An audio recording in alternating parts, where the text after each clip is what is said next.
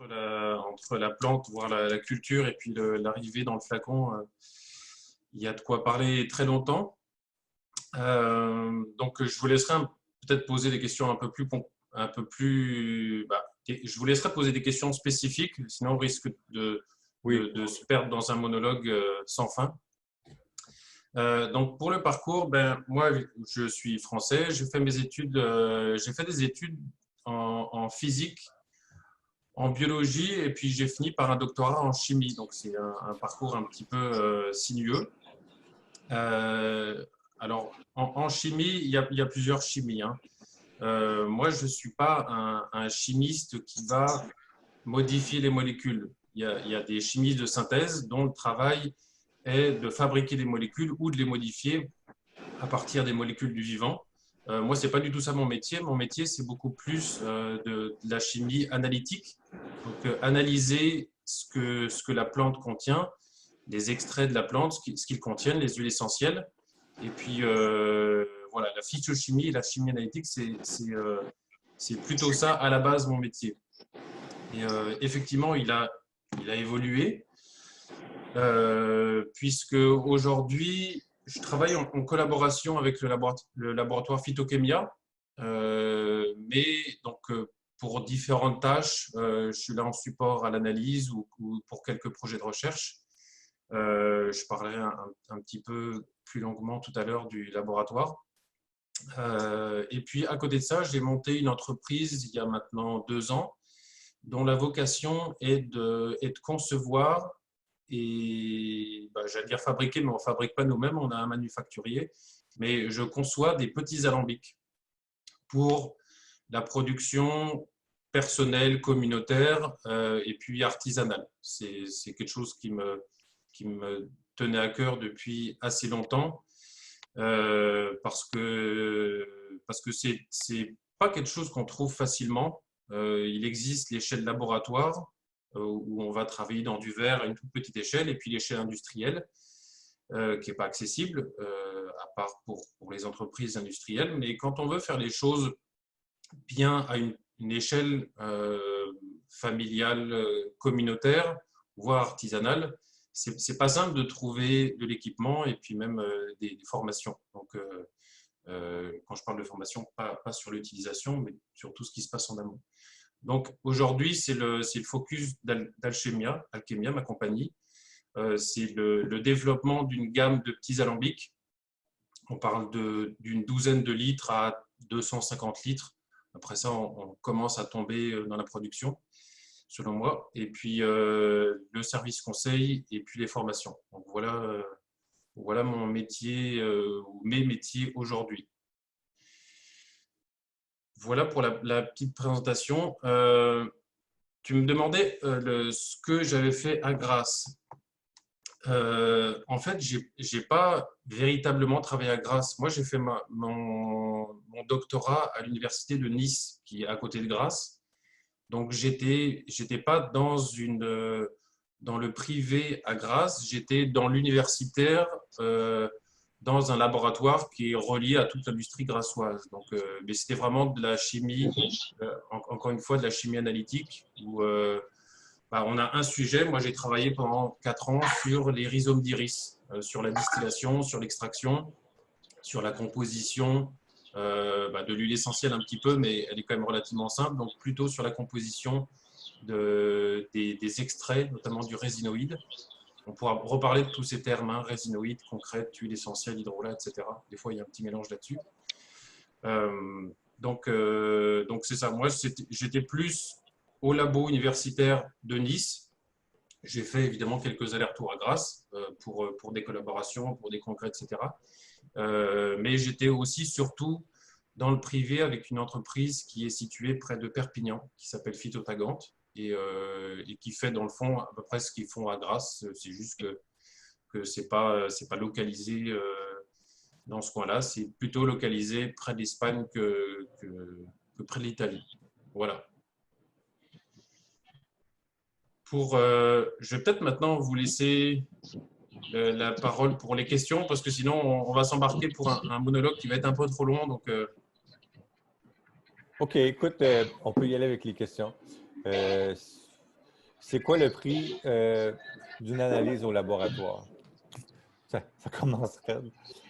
Direct. Bah, le prix d'une analyse, alors, il y en a plein des analyses. Hein. Quand on va demander une analyse de sang, on ne va pas au laboratoire d'analyse sanguin ou d'analyse médicale avec un échantillon de sang en disant je veux une analyse.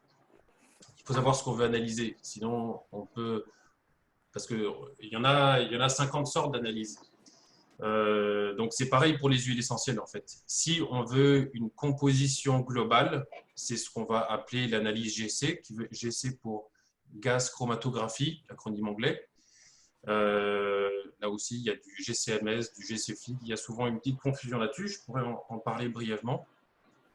Et l'analyse la plus classique, c'est le contrôle de composition qui se fait par GC. Ça coûte dans notre laboratoire 198 dollars canadiens. Ça inclut je te laisse, je vais avoir du mal à répondre et lire en même temps les questions. Oui, oui, je vais aller lire les questions. Donc, c'est ça. Donc, ça inclut en fait principalement du GC feed. Je vais reparler de tout ça si vous le souhaitez un peu plus tard. C'est une technique qu'on se doit d'utiliser pour ces produits-là, pour différentes raisons, et notamment que le pourcentage des différents composés qu'on obtient avec cette analyse, la GC feed, est plus en adéquation avec la réalité. Ça reste de toute façon une estimation, de la semi-quantification, mais c'est un petit peu plus proche de la réalité que le fameux GCMS. Par contre, le GCMS a l'avantage de pouvoir confirmer certaines choses ou d'aller chercher des composés traces qui peuvent être indicateurs de problèmes, dont des adultérations. Donc, l'analyse dont je vous parle là, elle inclut un petit peu les deux. En fait, on jongle avec les deux techniques pour être sûr que le produit ait la composition attendue et qui ne contiennent pas de traces de composés douteux. Typiquement dans les… D'adultération et Oui, adultération. Dans le processus, ça doit être très rare qu'un consommateur qui achète le flacon à la pharmacie il va payer 180 $ pour faire analyser son huile. C'est qui font analyser? Est-ce que c'est c'est le vendeur ou c'est celui qui va importer l'huile ou c'est carrément celui qui va la produire, le producteur? C'est un peu tout ça, en fait. C'est un peu tout ça. C'est les producteurs qui veulent s'assurer. Mais là, on parle de producteurs. Tout à l'heure, je vous mentionnais ce que je faisais avec les petits alambics. On s'entend que quand on produit ne serait-ce qu'un 100 ml d'huile, si on veut dépenser 200 $ ou 198 pour avoir une analyse, bon, on peut être passionné, puis de toute façon, on peut le faire, hein, mais ça a moins de sens. Mais donc, c'est principalement les producteurs qui veulent vérifier que leur produit, à la fois qui veulent vérifier que leur produit est correct, mais également qui veulent fournir la preuve à leurs clients ou leurs clients potentiels que tout est fait dans les règles de l'art et que la composition est celle qui est attendue. Donc, ça, c'est le premier maillon de la chaîne. C'est souvent, certains producteurs nous envoient les échantillons pour analyse. Aujourd'hui, c'est quand même un standard. Un producteur ne peut pas vraiment vendre son huile si jamais on ne sait pas ce qu'il y a dedans. Bon, après, des fois, ce n'est pas forcément le producteur qui le fait, mais ça peut être éventuellement son client, qui peut être un grossiste ou même un distributeur. Donc, on a aussi quelques-uns de nos plus gros clients sont des grossistes ou des distributeurs qui veulent s'assurer. Mettons, on reçoit 3 lots de, je vais dire n'importe quoi, ou 5 lots de lavande fine française ou de Bulgarie ou je ne sais pas où. Ils nous demandent les analyses, on envoie les 5 analyses et puis ils sélectionnent, ils valident déjà que ces lots sont bons. Des fois, il y en a 1 ou 2 qui sont carrément adultérés. Donc, dans ce cas-là, nous, on ne sait pas ce qui se passe après, mais on sait bien qu'ils ne sont pas sélectionnés.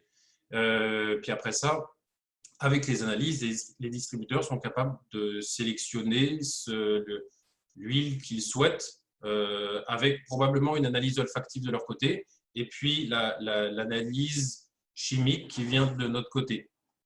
Donc, pour résumer, c'est le producteur, c'est le grossiste, c'est le distributeur. Parfois aussi, c'est des collectifs de personnes, de consommateurs qui vont se réunir et qui vont se dire, moi, je suis intéressé à savoir ce que valent les huiles qui sont vendues à Walmart ou à je ne sais pas où, ou Amazon, et qui décident, cette huile-là, moi, j'ai un doute. Donc, ils se réunissent ensemble, ils mettent tous $10 dans un pot commun et puis ils envoient une analyse. Puis tout le monde profite des résultats. Donc ça, c'est une troisième possibilité. Une quatrième possibilité, c'est peut-être un peu plus rare, mais ça peut se faire comme ça. Tu me permets de poursuivre avec une autre question? Oui. Le bio, jusqu'à quel point il est important d'avoir des plantes bio? Les pesticides et autres toxines passent-elles dans le processus de distillation? Alors, c'est une très bonne question. Je ne sais pas qui la pose, mais c'est une très bonne question. Les pesticides passent plus ou moins dans les produits de distillation selon leur nature. Il y a des pesticides qui sont plus lourds que d'autres. Donc, on pourra parler un petit peu de la physique de la distillation, mais pour qu'une molécule soit distillée, il faut qu'elle ait une certaine volatilité. Si elle n'est absolument pas volatile, elle ne pourra pas vraiment être distillée. En tout cas, je ne vais pas rentrer dans le très fin détail, mais on peut retenir ça. Donc, les pesticides, il y a des molécules qui sont plus ou moins grosses. Donc, certaines, de ce fait, vont avoir plus tendance à passer dans les produits de distillation que d'autres. Il y en a qui sont plus polaires que d'autres. Donc, de ce fait, ça a une influence aussi sur la volatilité. Donc, selon la nature, certains vont bien passer, d'autres beaucoup moins bien. Éventuellement également, bon, après, je dis ça sans avoir vérifié juste avant de me connecter la littérature, mais possiblement que certains supportent assez mal la distillation. Quand on est à 100 degrés avec de l'eau, qui est une molécule réactive, il se peut très bien que certaines molécules, certains pesticides supportent assez mal la distillation. Par contre, on peut aussi avoir des résidus de distillation, des résidus de pesticides, c'est-à-dire des fragments ou des pesticides dégradés qui éventuellement pourraient passer. Donc, voilà, pour répondre, je peux pas vous donner comme ça de tête des molécules, des types de pesticides qui passent mieux que d'autres. Pour ça, il faudrait que je fasse une revue de littérature. Il y a des données sur le sujet, je les ai déjà vues, mais je n'ai pas les molécules en tête. Donc, ça dépend de la nature des composés. Maintenant, est-ce que c'est important? Je dirais que pour moi, il y a comme deux volets à la réponse. C'est sûr qu'une huile essentielle, on n'en consomme pas comme on consommerait du jus d'orange. Donc, en tout cas, je ne veux pas me faire l'avocat du diable, mais qu'il y ait des traces infimes de pesticides pour le corps, je ne sais pas jusqu'à quel point ça peut avoir une influence énorme. Par contre, je pense qu'il y a un premier point qui est vraiment à considérer, c'est la terre, c'est l'environnement, c'est promouvoir des huiles essentielles de culture non bio, c'est promouvoir une culture où on épand des pesticides. Donc ça, je pense que c'est bon, potentiellement, peut-être aussi que les producteurs ne veulent tout simplement pas s'embêter, et je peux le comprendre avec la certification, mais au moins quand on est bio, on a quand même plus ou moins l'assurance que la culture n'a pas été aspergée de pesticides de synthèse. Après, évidemment, consommer tout bio, c'est encore mieux. Personnellement, mais ça c'est mon avis personnel, pour moi, je pense que même si j'utilise les huiles essentielles, vu qu'on les utilise en si petite quantité, j'aurais tendance à plus me focaliser sur le bioalimentaire. Maintenant, il y a des huiles essentielles qui sont de véritables éponges, comme les citrus, qui ne sont pas distillées, mais qui sont on dit pressées, mais dans le fond, il y a différents procédés. Effectivement, là, moi, je ne toucherai pas, personnellement, j'éviterai de toucher aux agrumes non bio. Voilà. Il y a beaucoup de questions, Benoît, sur C'est un très très vaste sujet. En fait, ça mériterait quasiment une rencontre juste pour ça.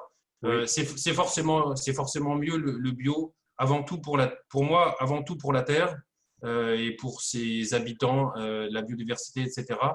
Et évidemment pour nous. Mais je focaliserai, en tout cas, si le budget ne le permet pas d'aller tout en bio, moi, j'aurais tendance à prioriser les agrumes en bio.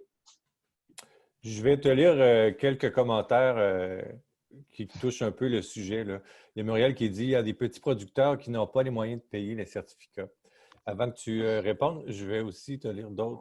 Que remarquez-vous des rapports que remarquez-vous par rapport à la qualité bio, qualité d'initiation, etc.? Que doit-on privilégier? Et aussi, il y a quelqu'un qui demande, toi, est-ce que tu achètes du bio? Tu as un peu déjà répondu à ces trois commentaires-là. Alors, je vais. Pour ceux que je n'ai pas lu le commentaire tout de suite, c'est que je le garde pour un peu plus tard. Ouais, Mais... parce que si tu me poses 10 questions en même temps, je vais avoir du mal à répondre. Oui, OK. Pour répondre à la dernière question, en premier, j'achète pas d'huile parce que j'en distille moi-même un petit peu. Et puis au labo, on en a plusieurs milliers de flacons qui, une fois qu'ils sont analysés, sont juste là. Donc, quand j'en ai besoin, en fait, j'en laisse toujours un petit peu dans un flacon, mais je vais aller prendre quelques gouttes d'une huile sélectionnée. Donc, c'est en fait rare, à moins que je sois bloqué, mais c'est rare que j'en achète. Voilà. Au niveau de ce qu'on a dans le rapport, alors, on pourra peut-être en reparler plus tard, le temps passe vite aussi, mais un pesticide se retrouve quand même à des teneurs quand même très très basses dans les huiles essentielles. On ne parle pas de l'échelle du pourcent, on parle de quelques de ppm en fait, de parties par million. Donc c'est pas une partie pour 100, c'est une partie pour 1 million. Donc on parle de cette échelle de grandeur. Donc c'est pas des produits qu'on voit dans les analyses classiques. Ils sont en trop faible quantité pour qu'on arrive à les voir. Et puis selon leur nature, on les verrait peut-être même mal avec les détecteurs qu'on utilise en GC. Mais vu leur concentration potentielle, c'est à part de très rares exceptions, c'est déjà arrivé, mais c'était vraiment des cas très lourds. On ne les voit pas en analyse classique. Il faut faire une analyse, c'est un peu ce que je vous disais tout à l'heure. Quand on veut faire une analyse, il faut qu'on sache ce qu'on veut analyser. Donc, les pesticides, ils sont présents en tellement infime quantité que c'est une analyse spécifique. Donc voilà. Donc, je ne peux pas vous dire qu'on voit, peut-être qu'il y a une différence entre une culture bio, une culture non bio, mais on ne voit pas les pesticides en analyse, en tout cas dans l'analyse classique. Et il y aurait peut-être des différences, mais pour ça, il faudrait faire les choses de manière contrôlée pour voir s'il y a des différences, parce que de toute façon, d'un lot à l'autre, pour nous, on voit les différences de toute façon, même dans le bio. Donc, il y a des différences dans le bio, il y a des différences dans le non-bio. Donc, savoir quelle est la part dans cette variation, la part éventuelle qui serait liée à l'utilisation ou non de pesticides, c'est extrêmement compliqué. Et pour ça, il faudrait mettre un protocole de… faudrait faire une étude en bonne et due forme, en fait, avec un protocole de recherche. Donc, voilà. La troisième question, c'était… Ben, c'était des commentaires. Je pense que tu as bien répondu, tu as couvert ces sujets-là. Il y a quelqu'un, Philippe Banel de Paris, qui nous demande, qui te demande, l'extrait supercritique CO2 pourrait-il représenter l'évolution logique de l'aromathérapie pratiquée aujourd'hui? Ben, c'est une très bonne question aussi. Ce sont les extraits au CO2 supercritique, ce sont des extraits qui sont… bon, c'est pas une technique qui date d'hier, mais elle se démocratise quand même depuis quelques années. Je ne pense pas que ça représente l'évolution. Je pense que ce sont des produits complémentaires parce que, d'une part, la technique est quand même très coûteuse en termes d'équipement et d'opération, c'est extrêmement coûteux. Un alambic, alors c'est sûr qu'il faut travailler avec du bon matériel pour avoir des bons produits et il faut travailler comme il faut. Mais c'est pas ça. Je veux dire, l'homme distille depuis des milliers d'années. Ça ne fait pas appel à une technologie extrêmement évoluée, même si, encore une fois, toutes les plantes ne se distillent pas de la même manière et il y a quand même un certain savoir-faire. Mais les extraits au CO2, enfin, ça demande un équipement qui est quand même abordable. Un extrait au CO2, ça va demander, pour le fabriquer, un équipement qui est extrêmement coûteux. Concrètement, je pense que les huiles essentielles ne seront jamais remplacées en fait, par ça. Deuxième point, l'extraction au CO2, de par sa nature, le procédé ne convient pas à toutes les plantes en fait. Ça marche bien pour certaines plantes qui sont plus ou moins sèches, mais quand les plantes contiennent beaucoup d'eau, donc les plantes fraîches, et on distille quand même beaucoup de plantes fraîches, ce n'est pas une technique qui est très adaptée. Ça fait, bref, il y a une émulsion qui se forme. Techniquement, ce n'est pas le plus simple. Et puis le troisième point, c'est que un extrait, on pourrait y revenir, mais un extrait, ce n'est pas une huile essentielle. Une huile essentielle, c'est uniquement la partie volatile. Je laisse de côté les agrumes qui contiennent quelques molécules non volatiles qui peuvent être problématiques pour la santé. Mais globalement, les huiles essentielles distillées ne contiennent que des volatiles. Un extrait contient potentiellement bien d'autres choses. Donc, c'est simplement un autre produit, en fait. Il peut être très intéressant dans certains cas et contenir autre chose. Donc, avec un extrait, on se rapproche. L'aromathérapie, pour moi, elle est incluse dans la phytothérapie, mais on est quasiment à cheval en fait, entre la phyto et aroma, vu qu'on va potentiellement extraire des choses non volatiles. Est-ce que tu vois dans le milieu que les extraits au CO2 sont de plus en plus utilisés par les aromathérapeutes? Cette semaine, on en parlait avec Patty Canac qui semblait les utiliser beaucoup en parfumerie, par exemple, ou dans son domaine à elle. Mais est-ce que les aromathérapeutes les utilisent de plus en plus? Il y a quelques Même personnes. Si c'est un autre produit, là, on s'entend. Oui, mais c'est possible que oui. Je sais qu'il y a quand même plusieurs personnes qui travaillent activement dessus. Je pense à Mark Webb, je pense à Madeleine Kerkhoff. Il y a quelques noms quand même assez connus qui utilisent, qui accumulent des données en clinique, en recherche. Donc, j'ai l'impression que oui, c'est des produits qui gagnent en popularité. Et encore une fois, la plupart sont des très, très beaux extraits. Mais c'est ça, c'est un autre monde en fait. On ne peut pas en faire de tout et puis c'est pas mal plus coûteux. D'accord. Je pense qu'on pourrait faire une petite parenthèse sur la distillation parce qu'on a quelques questions. Et puis, Ouais. on verra pour la suite. Sonia Brassard demande, est-ce qu'il existe un bon livre sur la distillation qui mentionne telle plante, quantité, temps, durée de distillation, etc.? Alors, il y a oui, il y a des bons livres sur la distillation. Par contre, j'ai jamais trouvé de bons. Alors, je m'excuse s'il y a des auteurs ou quoi sur le sujet, mais les bons livres récents, j'en ai pas vraiment croisé sur la distillation, de manière à la fois accessible et poussée. C'est pas quelque chose que j'ai rencontré, même si j'ai peut-être pas tout croisé non plus.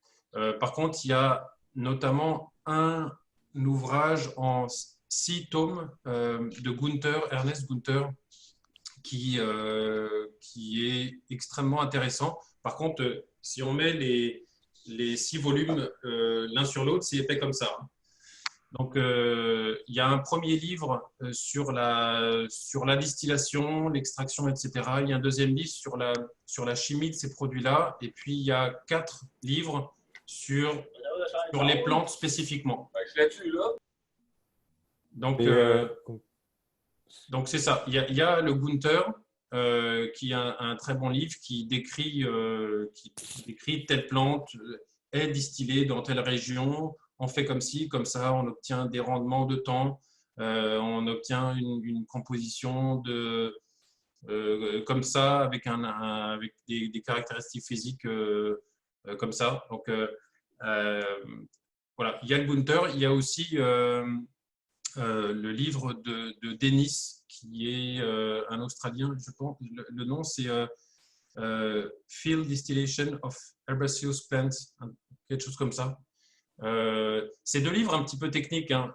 Si on n'a jamais touché à la distillation, on va relire certaines phrases un certain nombre de fois. Mais c'est des bons livres qui n'y racontent pas de bêtises. Donc, je les aime bien pour ça.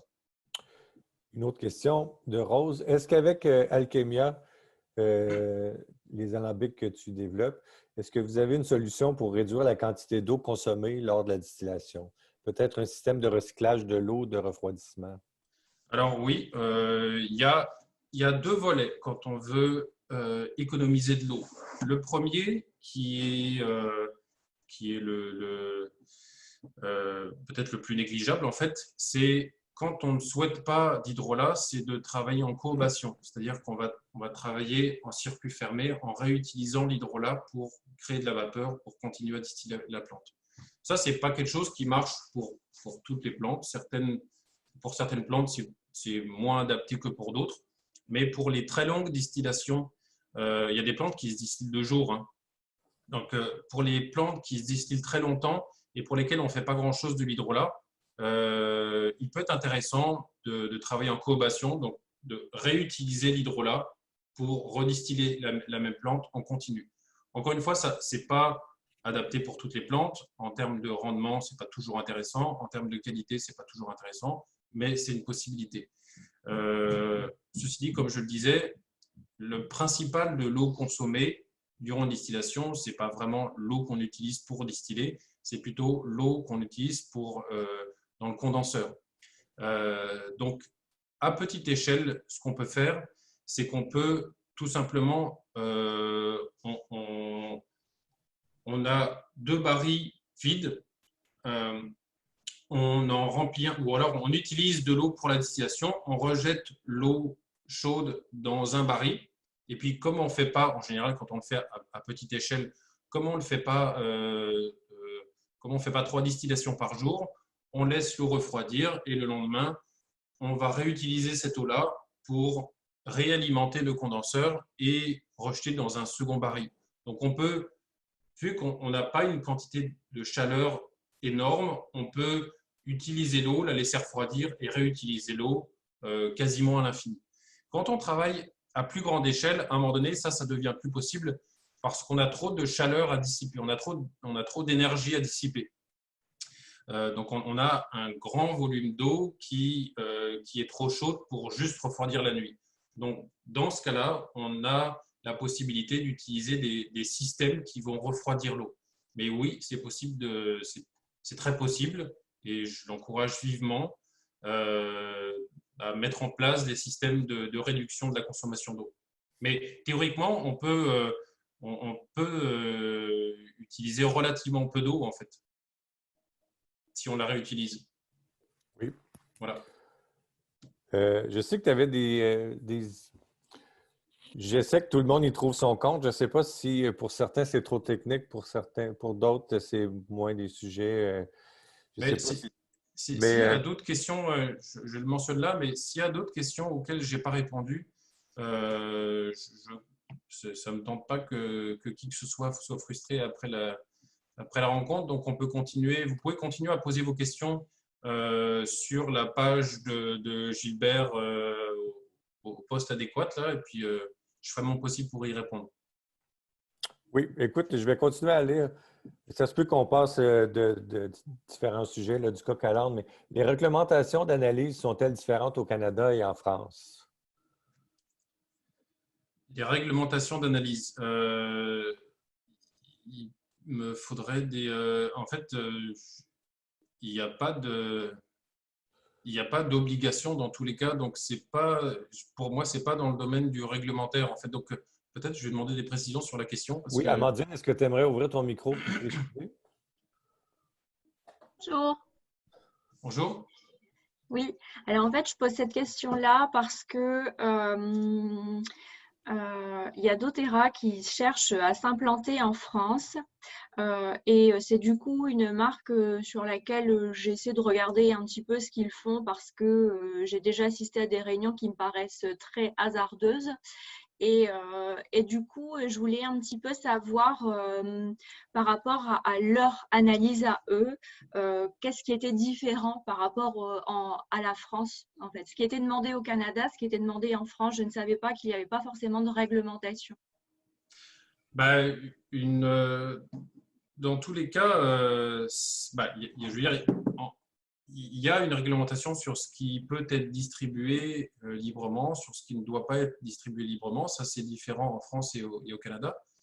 Maintenant, l'analyse, pour moi, mais peut-être ça dépasse un petit peu ce avec quoi j'ai l'habitude de jongler au quotidien. Mais pour moi, ce n'est pas un élément réglementaire, en fait. Euh, il est, il est possible, je pense, même si l'analyse, c'est plutôt le client qui va l'exiger, en fait. Mais je ne pense pas que ce soit un élément réglementaire, en fait. Mais peut-être que je me trompe là, je pourrais me renseigner plus sur le sujet. Mais pour moi, ce n'est pas un élément réglementaire, en fait. Donc, Très a bien. priori, je vois mal comment ils peuvent se différencier de ce point de vue-là. Mais quelles sont les allégations ou alors comment est-ce qu'ils Peut-être tournent qu'il ça? faudrait s'entendre sur l'analyse, comme tu disais, Oui. l'exemple avec le sang. Tu amènes une fiole de sang, tu analyses quoi? Tu sais? Dans le fond, aussi, peut-être qu'on parle d'une chromatographie, que la chromatographie soit faite en France ou au Canada. Dans le fond, c'est peut-être comme une genre de. C'est un portrait de ce que l'huile contient. J'imagine qu'il n'y a pas de différence entre le Canada ou la Parce France. que, par exemple, ils mettent dans leur liste d'analyse une analyse sur les ammoniums quaternaires. Et en fait, je ne comprenais pas pourquoi on analysait cela dans l'aromathérapie. Parce que quand tu achètes quelque chose et que tu es au supermarché et que tu vois sur le flacon a passé la batterie très rigoureuse de 423 tests de contrôle qualité, c'est très rassurant, même si dans le fond, je veux dire, on peut, hein, si vous le souhaitez, faire des analyses bactériologiques dans les huiles essentielles, c'est cool, ça rajoute une analyse aux produits qu'on offre, mais ça n'a pas de sens.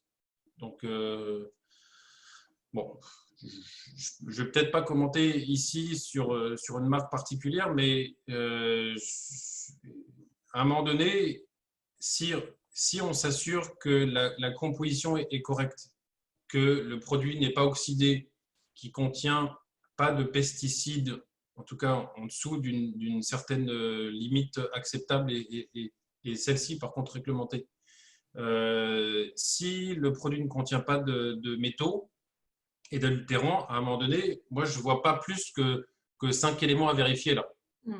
En tout cas, 5 analyses qui font du sens. La composition, l'oxydation, les pesticides, les métaux, les adultérations, mais quelque part, ça vient aussi avec la composition. Donc plus que 4 analyses, je ne vois pas beaucoup l'intérêt. Très bien, Après, à moins ça que ça répond aille très bien à après ma question. dans le marketing, mais ça, c'est un autre sujet. Voilà. Merci Euh, beaucoup. Avec plaisir. il y a une question d'Angèle que je ne comprends pas très bien. Je vais la lire, puis peut-être, Angèle, si tu prenais ton micro pour nous en parler davantage. Quels sont les usages des huiles essentielles et est-ce que la commercialisation des huiles essentielles nécessite des certificats, analyse, régulation des autorités? Les usages des huiles essentielles, moi, je ne rentrerai pas là-dedans parce que c'est extrêmement vaste et puis il y a plus compétent que moi pour en parler. Mais les Oh, huiles, à moins que la Angèle, question soit globale, excuse-moi, Angèle n'a pas de micro. Alors, là, mais bon, après, bon, peut-être qu'elle pourra compléter la question, mais les huiles essentielles sont utilisées dans un, un très grand nombre d'utilisations. Globalement, en volume, la plus grande utilisation, c'est le domaine alimentaire pour aromatiser des plats et des boissons. Là, je pense notamment aux agrumes, à la menthe, etc. Donc, en volume, ça, c'est très important. Alors, évidemment, il y a l'aromathérapie qui prend de l'essor depuis quelques années, de nombreuses années maintenant. Puis, il y a le domaine de la parfumerie. Donc, alimentaire, produits de santé naturelle et parfumerie, c'est pas mal les trois grandes utilisations, je dirais. Il y a Anne-Laure qui a commenté tout à l'heure sur le sujet des extraits au CO2. Elle dit c'est compliqué d'utiliser les extraits CO2 en aromathérapie scientifique car il n'y a pas de chromatographie vraiment accessible. Par contre, au niveau de l'olfacto, c'est intéressant car il se rapproche plus de l'odeur de la plante fraîche. Oui, effectivement, alors, ça va être un petit peu le cas aussi des absolus, des concrètes et absolus. La distillation, c'est un procédé qui est relativement facile à mettre en œuvre, mais qui est quand même un peu agressif. C'est-à-dire qu'on va mettre une plante pendant quelques dizaines de minutes à quelques heures en général au contact de la vapeur d'eau, donc à 100 degrés. Vous et moi, on ne résiste pas à ces conditions-là. Donc, il y a des molécules du vivant qui ne résistent pas non plus à ces conditions-là. Donc, certaines molécules vont être dégradées, d'autres vont être oxydées, hydratées, etc. Donc oui, c'est un procédé un petit peu agressif. Contrairement à ça, l'extrait CO2, de par sa nature, on chauffe beaucoup moins en fait. Et puis, on est avec un médium d'extraction qui est moins réactif. Donc, ça va engendrer beaucoup moins de dégradation de ce que la plante contient. Et donc, on va avoir une fidélité d'odeur qui est généralement meilleure que les huiles essentielles, effectivement. Après, sur l'aspect chromatographie, la difficulté un petit peu qu'on peut avoir avec certains extraits, là je parle des extraits globalement, c'est que quand on en revient un petit peu à la question d'une analyse, qu'est-ce qu'on veut? Quand on fait une analyse sur une huile essentielle, on utilise la chromatographie gazeuse parce qu'on sait a priori que tout est volatile, même si parfois on utilise quelques techniques complémentaires pour s'en assurer. Quand on est dans un extrait de plante, on a des composés qui sont volatiles, donc ça, on les voit bien à la GC, il n'y a pas de problème. Par contre, on peut éventuellement avoir des composés qui sont non volatiles. Et ceux-là, ils sont pas mal plus difficiles en fait à aller chercher, analyser et identifier, quantifier en routine. Donc effectivement, il est possible alors, que les fournisseurs ne donnent pas la chromato. Ça, j'avoue que de toute façon, il faudrait que ce soit accessible. Donc ça, je dirais que c'est un problème. Mais nous, on en a quand même pas mal les extraits au CO2. Donc l'analyse se fait simplement. Par contre, il faut noter que quand on délivre un rapport d'extrait au CO2, on ne dit pas il y a tant de pourcents dans le produit en tout cas, on ne peut pas voir la totalité du produit. On voit ce qui est volatile, mais il y a une part non volatile qu'on ne voit pas. Et celle-là, on ne peut pas y avoir accès facilement. Donc, effectivement, ça fait partie d'un pourcentage inconnu. Et de ce fait, je comprends que ce soit un petit peu plus compliqué à utiliser en aromathérapie, en fait. Un peu plus…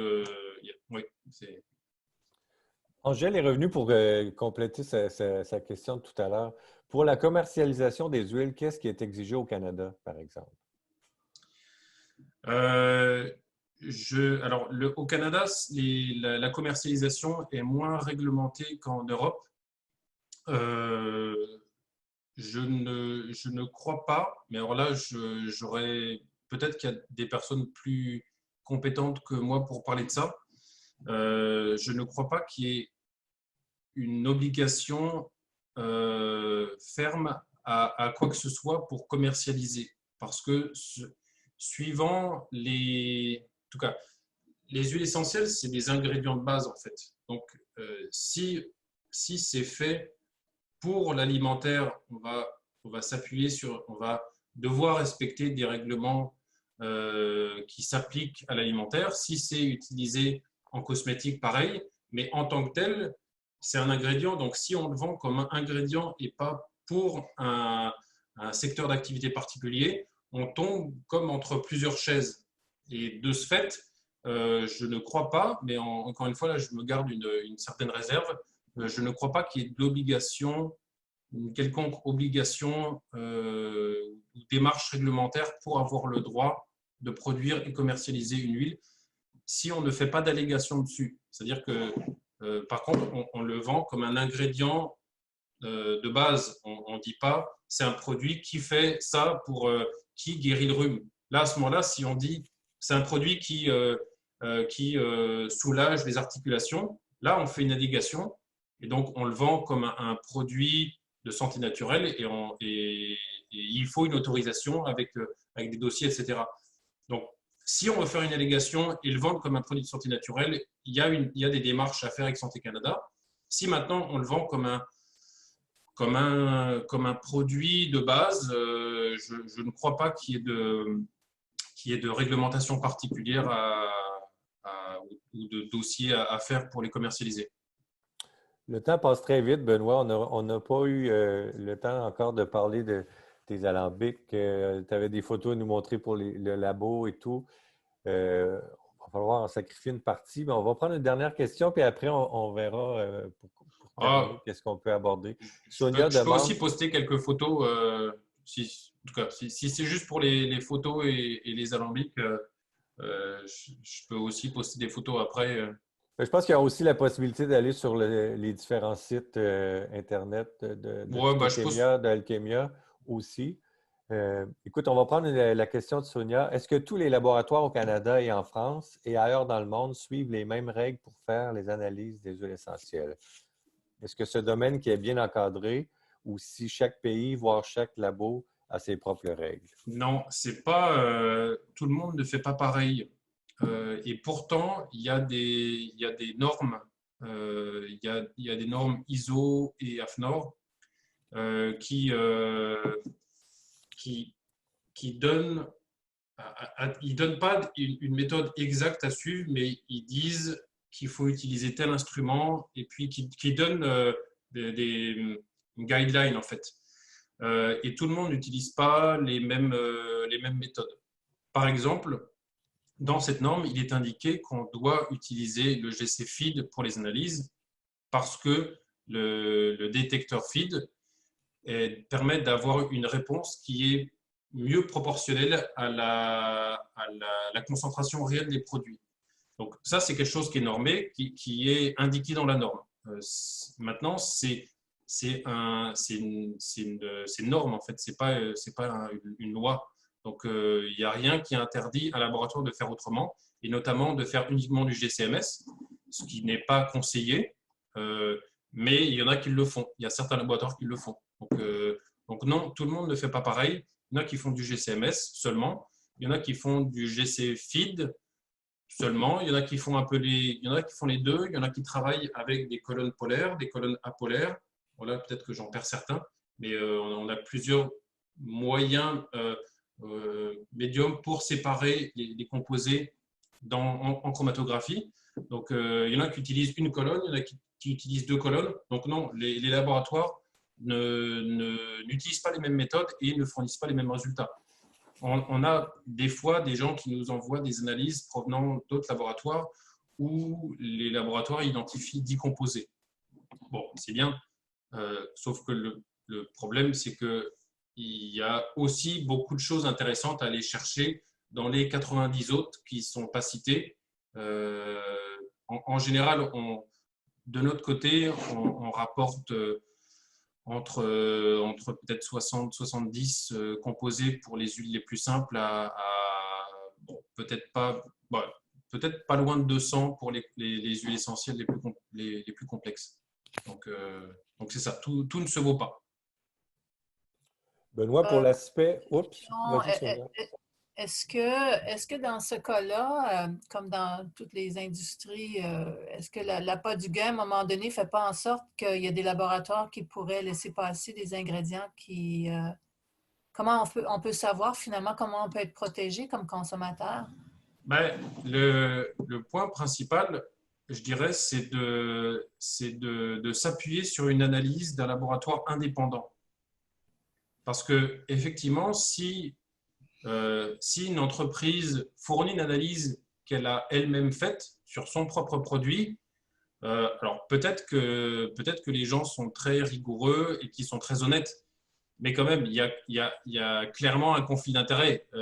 Si tu identifies un peu trop de camphre dans ta lavande ou j'en sais rien, un composé qui ne devrait pas être là, bah, ouais, tu te dis, ouais, peut-être que je pourrais intégrer un petit peu différemment mon profil pour que ça passe un peu en dessous. Je ne dis pas que c'est une démarche qu'on a, mais évidemment. Mais je veux dire, quand on a le rôle du vendeur et puis de celui qui fait l'analyse, c'est quelque chose qui ne peut pas être exclu.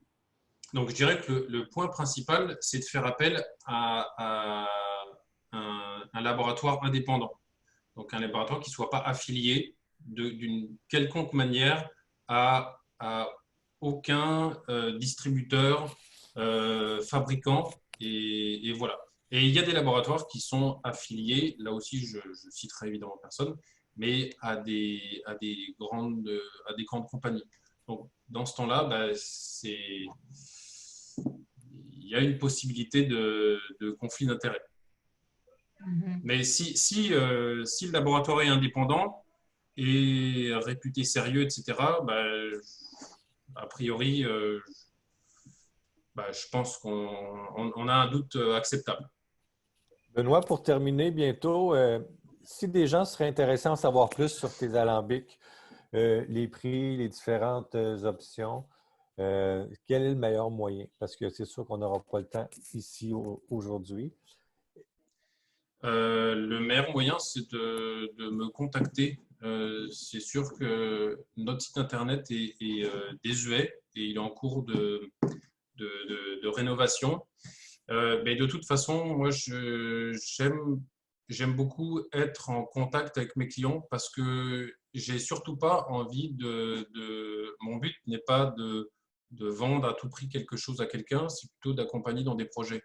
Donc, je préfère largement en fait qu'ils m'expriment leurs projets, ce qu'ils veulent, ce qu'ils veulent pas, ce qu'ils veulent distiller, quand, comment, où, pour que je vois si ce que je propose est adapté à leurs besoins. Donc, le meilleur moyen, c'est de me contacter.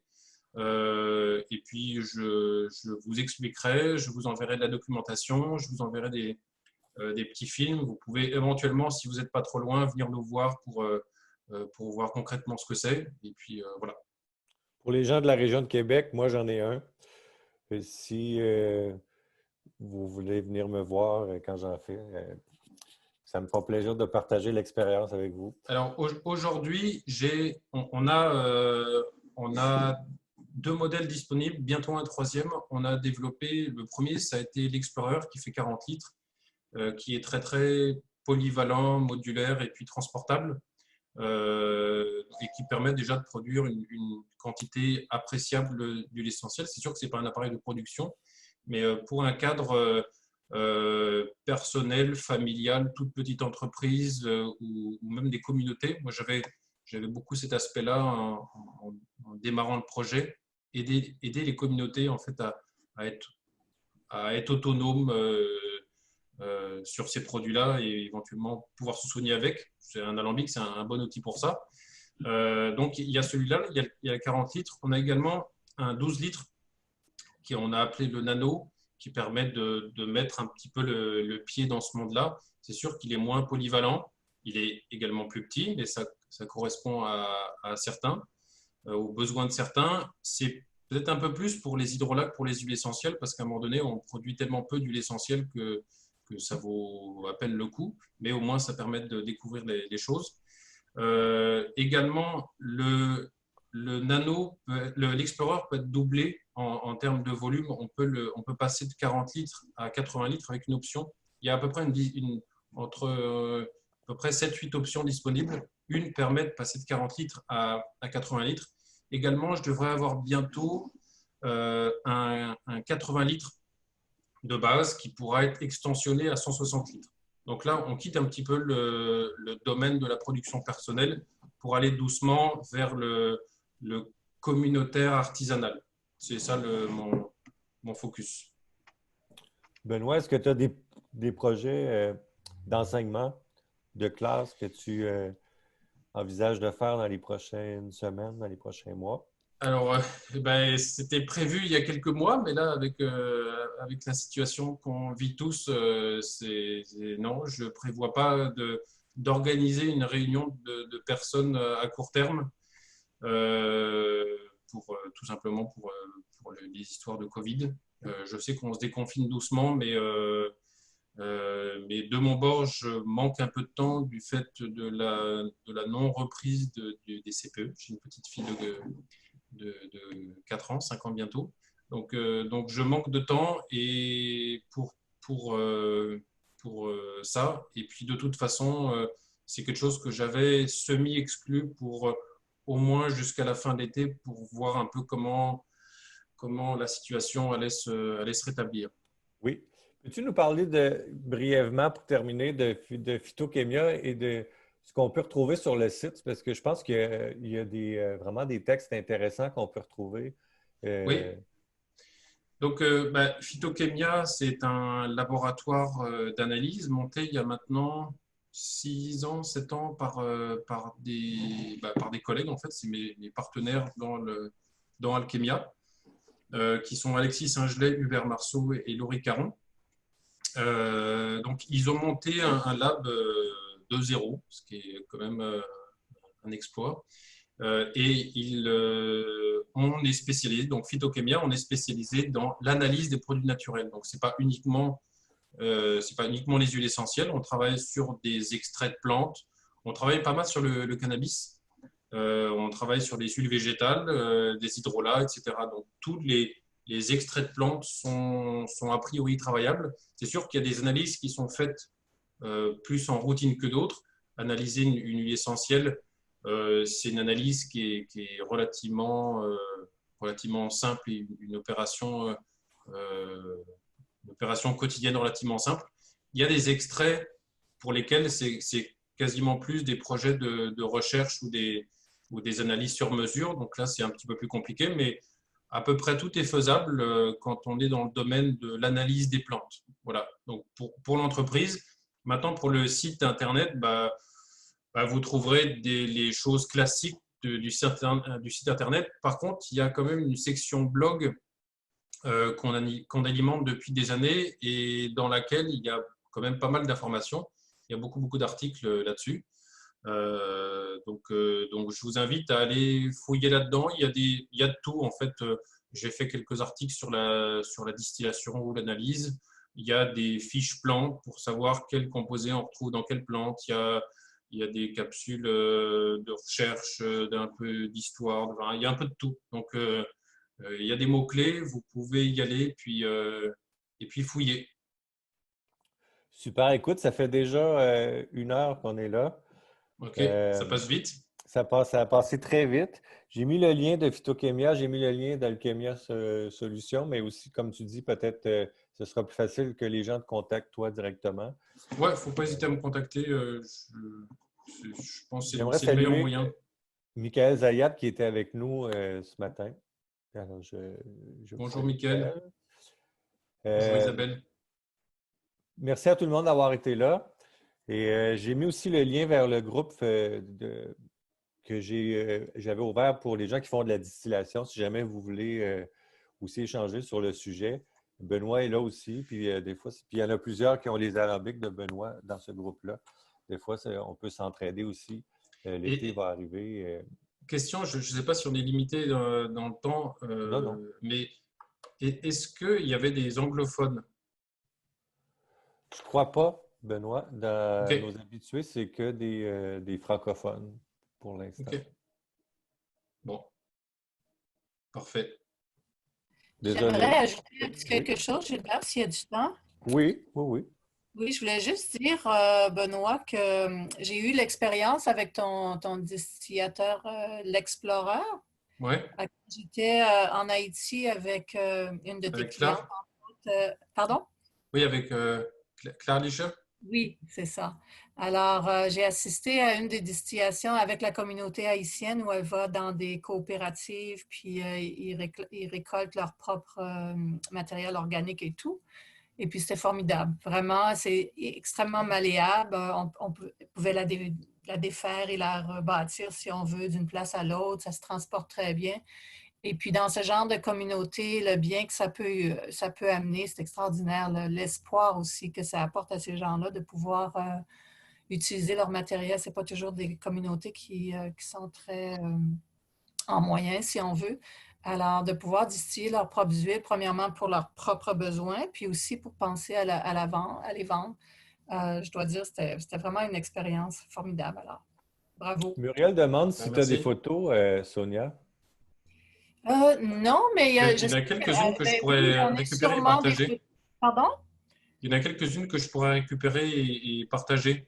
Oui, parce que Claire elle en avait mis sur, je ne sais pas si elle en a mis sur notre site ici, mais elle en a mis sur un site anglais. Donc, un des sites avec lequel que je partage l'information aussi. Donc, je pourrais revoir. Mais sinon, si tu en as, toi, Moi, c'est je pourrais. Elle avait envoyé ça, je les avais partagés. En tout cas, ça ne va pas être très compliqué à retrouver, donc je pourrais vous les ouais. partager, oui. Oui. Et puis, il y a Dan Rigler aussi, je pense, qui est mon voisin, là, tout près d'ici, avec qui Ah oui, oui. il y a aussi ton Explorer. Alors, ça fonctionne vraiment très bien. Il fait des super huiles aussi avec ça. Ouais. Benoît, Merci. est-ce que tu pourras mettre les photos sur Aromasure aussi? Parce que je ne peux pas partager depuis Aroma Québec. OK. Oui, ça Merci. marche. Merci tout le monde. Demain, c'est congé. J'ai un rendez-vous tôt à l'hôpital pour des tests de routine. Donc, mais on N'oublie pas de reprend. demander ce que tu veux comme test. Ah, c'est mes poumons. Quand je coupe mon micro, là, puis que quand je fais ça, c'est parce que j'ai une petite toux. Donc, demain, je dois prendre congé de ça. Et puis, vendredi, ça va être super intéressant avec Philippe Banel qui est ici avec nous. Donc, merci à tout le monde d'avoir été là ce matin encore. Vous êtes une belle gang, c'est super le fun. Puis, Merci à tous. je vous souhaite N'hésitez tous une pas belle journée. à nous demander, à nous taguer, à nous envoyer un petit courriel si jamais vous avez besoin de plus d'informations sur ce qu'on fait. Merci à tous. Merci beaucoup, Benoît. Merci. Merci. Merci, bonne journée. Merci. Bye.